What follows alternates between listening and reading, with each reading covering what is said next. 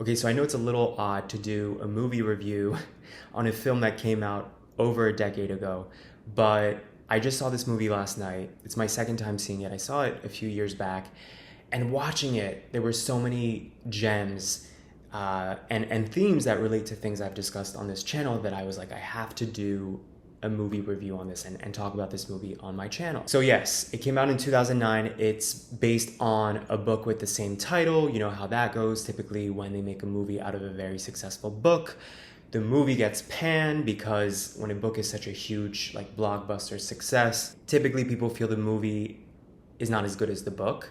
And so I think maybe that's what happened here because the movie doesn't have great reviews, but I loved it. And I'm not even into romantic comedies, and I think they tend to be cheesy, they tend to kind of be samey and repeat the same themes over and over, but I really loved this movie and I remember really liking it years ago when I saw it. I think mostly because there's so many different themes and storylines happening. There's like 10 or 12 characters that you're kind of following their romantic stories throughout the film, and they're all intertwined, right? So one of them isn't really into this girl, but he's into another girl, but she's not really into him, she's into this other guy, and it's like this, it's more than a love triangle, it's like a love galaxy, and everybody's orbiting around each other and connected in some way. And I think that's such a great representation of what dating is actually like. Oftentimes you're chasing or drawn to somebody that doesn't really want you, but they want somebody else. And I've even been in situations where somebody's into me, I'm not really that into them, I'm into somebody else, but that other person is into the person that's into me, and it's complicated. But that's life, that's real life. And even though the movie makes MySpace references because it was in 2009, and MySpace is obviously now very outdated, I don't even know if MySpace still exists as a social media platform, but I love that it touched on that element of how much more complicated dating is now because you have technology to deal with. You have this middleman, and we've lost a lot of that, I think, courtship in society of just picking up on, and I've talked about this before, picking up on cues in person because we're now so hooked on our devices. So I love that it talks about that, and it, in a sense, was kind of foreshadowing this extra complexity of dating in our modern era of also dealing with digital platforms. The main theme for me of the movie, and I actually had to pause it a few times because certain things felt so like familiar that I thought, oh my God, that's probably what happened to me 5 years ago when this thing happened with this guy. Like maybe this is actually what he meant as opposed to what he was saying and vocalizing. So for me, the biggest theme of the movie is trusting your instincts and not forcing things and letting things flow, which is what people always say with dating. But what I love about the movie is I felt like it was a non-judgmental take on all these different sort of personas in the dating world, or not even dating, just romantic world, because there's also partners in the movie. Like there's a married couple, and there's an affair, and there's the committed relationship, but the guy doesn't want to get married. So it's not just about dating, it's also actual partnerships and how those aren't perfect either. And I think in our society, and the movie touches on this idea that in our society, we have this mindset that if you're in a relationship, you're good. Like you crossed the finish line, you've made it. And that's not actually the case.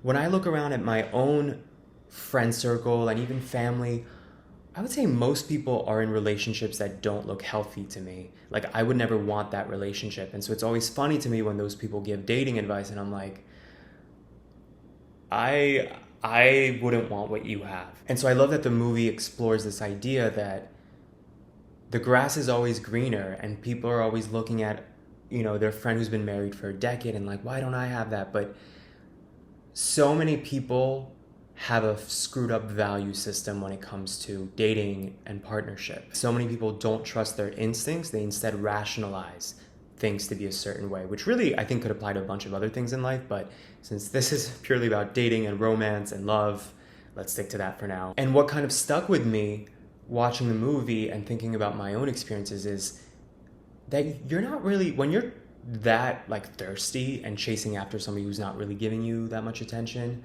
or who's barely lifting a finger, you're not actually into them. Like, you think you're into them, but what you're really into is the desire to fill a void and to seek this other person's validation. Because if you were really into that person would be into you back, right? Like, if you think about it, if what you really want is a relationship, right? A committed partnership, you would want that with somebody who's going to give you the love and affection and the time and energy back that you are capable of giving. It's like that saying, and I'm totally paraphrasing, but there's a saying that's something like, if you have a gallon-sized tank of love to give to somebody, but that person has like a tiny little, paper cup size tank of love to give or to receive, that's not compatible. Like, you're not even on the same emotional wavelength. And of course, it's easy for me to say that watching the movie and like distancing myself from my own situations, but it totally clicked for me that so many of us, me included, in the past, I've been in situations where I've so eagerly pursued someone who didn't really make an effort, and that would have never worked. Even if the person acquiesces, and the movie touches on this with the marriage example, even if somebody acquiesces and they're like, all right, fine, okay, so you got your hit of validation, but that relationship's never gonna work because you're not aligned. So there was a scene that I loved. There were a few scenes that I loved in the movie, but one of the scenes that I love is where this girl kind of wakes up to this and she's like, why would I want to attract somebody who has no regard for my emotions? Like, yeah, maybe I'm a little too eager, maybe I'm a little thirsty, maybe I'm too much, but I would rather be that than be the person who doesn't give a shit about somebody else's. Like, I would rather be over emotional and over nurturing than be somebody who doesn't even respond to that kind of nurturance. What also struck me watching the movie is how I related to different characters depending on different times in my life, or different, like, being in a different headspace. Meaning, when I lived in New York City in my 20s, I often was the person who chased and longed for a relationship and all those things. And now I've taken kind of a backseat. I still have an openness and a curiosity, and I always leave the door kind of ajar for something. But in general, I've become so used to being on my own that now I have a comfort zone in being on my own, where I now realize that to be in a real committed relationship, I would have to compromise certain things in terms of how I spend my time and what I devote my energy to. And so it's like the stakes are getting higher as I get older and I get more and more selective. And the past few years, what's been happening is I've been attracting guys that now they are where I used to be, where I can sense that they, in a crafty kind of way, are trying to see how far they can go with me, but I'm not as receptive to them for whatever reasons. It doesn't feel like the right fit. I think what's important is to not replicate what was done to me in my early to mid 20s, guys who would ghost, who would send mixed signals. So I try my best to be communicative and empathetic and transparent.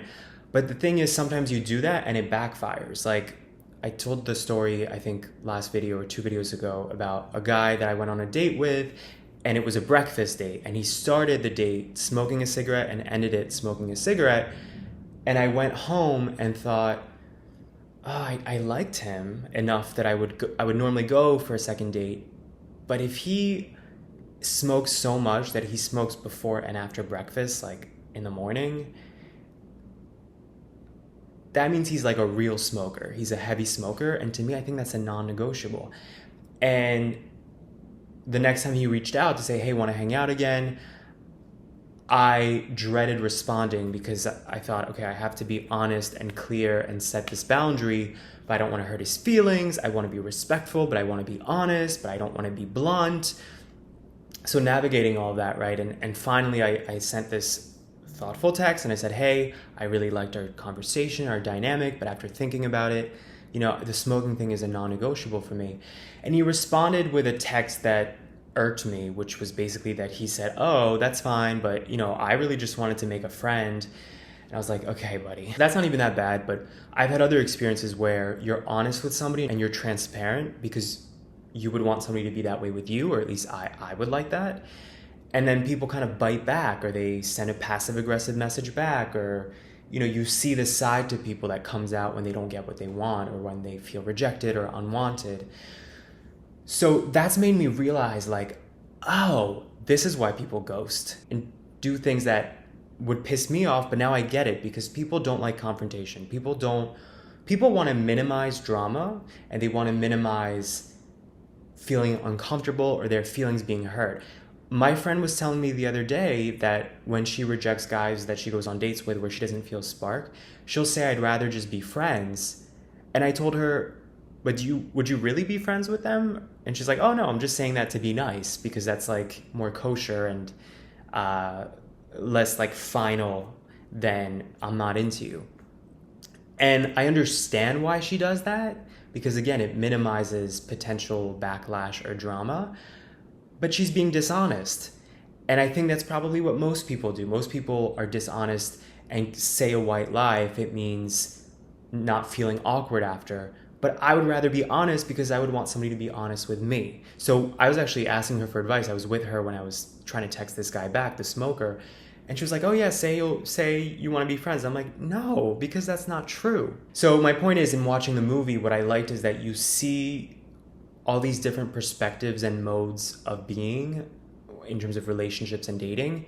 And it made me more, I guess, open-minded to the idea that you're not always fixed in what your mindset is. Like, I've been the girl in the movie who's overly eager and too thirsty, whatever that means. But I've also been the guy that's like, I'm kind of into this one, but there's something missing, but I'll leave the door open, because if he really knows what he's doing, if he really shows up for me the way I would want him to, I'm open to it. And that's a whole other nuance too that's worth mentioning. Like, sometimes you meet somebody and there's something there, but it's just not, it doesn't thrill you, and you like the person enough that you don't want to give that final, what's the word I'm looking for? Fatalistic, like black and white, you're in or you're out kind of thing. So my point is, I like that the movie explores all of this. It does it in a non-judgmental way. Like, there's compassion with each person. Like, even the guy who's married, who's clearly unhappy in his marriage, you sense that he's torn between morals and commitment and what he actually wants. And I think, again, even beyond romance, this is something we can all relate to, right? Like, we all have moments where we feel trapped within a job or a friend group or whatever, where we're not really supposed to be there. We've just kind of rolled with the punches. And then eventually one day you wake up and you're like, is this the life that I want to live? So I love this movie. I'm curious what you guys think. By the way, so many A-list celebrities in this movie: Jennifer Aniston, Ben Affleck, Drew Barrymore, Scarlett Johansson, that I'm like, how much money did they spend on this film? Like, even just the casting alone must have cost them like 10 million plus. But curious what you guys think. Have you seen it? What are your thoughts on these themes? I'm also curious if any of you guys have read the book, and if so, what you think.